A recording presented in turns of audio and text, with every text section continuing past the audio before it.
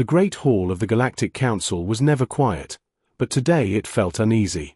Representatives from 47 species sat in silence. Scales shimmered, feathers rustled, and metal limbs clicked softly. Something was wrong. Ambassador Kale of the Altari Federation stood at the central podium. His blue skin looked pale, and his hands shook slightly. The Altari were explorers, known for peace and calm minds.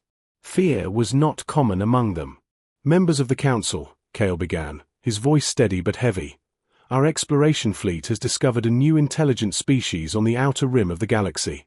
They call themselves humans. Their world is named Earth.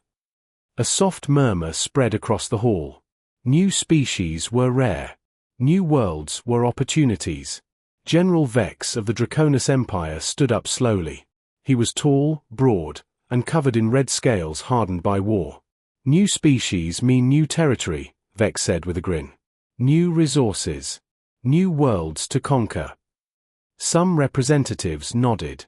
The Draconis Empire had never lost a war. Kale shook his head. No, General. These humans are different. Laughter echoed from the Draconis side. Different how? Vex asked. Primitive worlds always fear us. Kale activated the hologram. A blue and green planet appeared. Then images of cities, roads, and lights covering the surface. They are young, Kale said. But they are not weak. The images changed. Wars. Ancient battles. Armies clashing with swords. Explosions. Nuclear fire. These beings have never known peace, Kale continued. For over 5,000 years, they have fought each other without rest. The hall grew quiet. They study war, Kale said softly.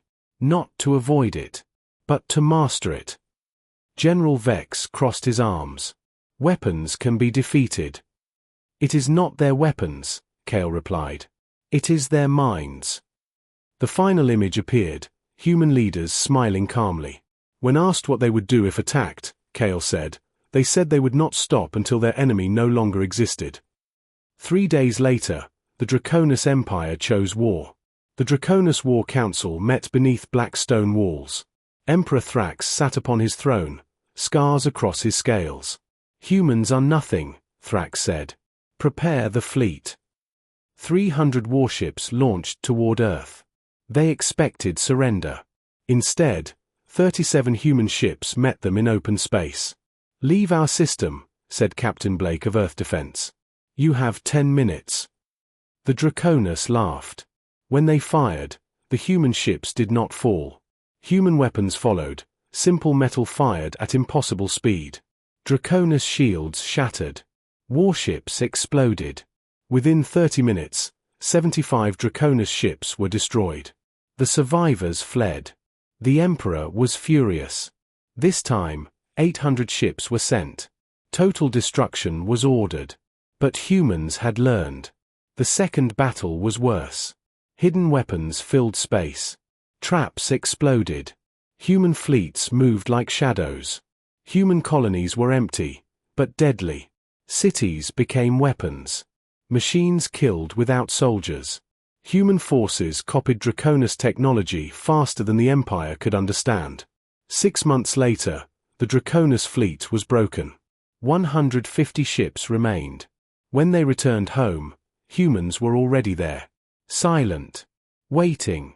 Human soldiers appeared across the Draconis capital without warning. Military bases fell in minutes. Communication towers went dark. No civilians were harmed. Emperor Thrax stared in disbelief. They could have destroyed us, he whispered. Yes, said General Vex. But they chose not to. A human general appeared on the screen. I am General Adams, he said calmly. This war is over. You will surrender, Adams continued, but your people will live. Thrax lowered his head. The Draconis Empire surrendered. The galaxy watched in shock. Humans did not take worlds. They did not demand slaves or tribute. They rebuilt. They taught. They healed. Former enemies became students.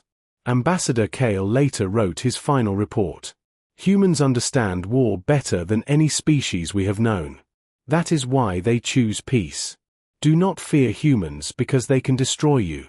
Fear them because they know when not to. The galaxy would never forget the lesson. Never attack humans.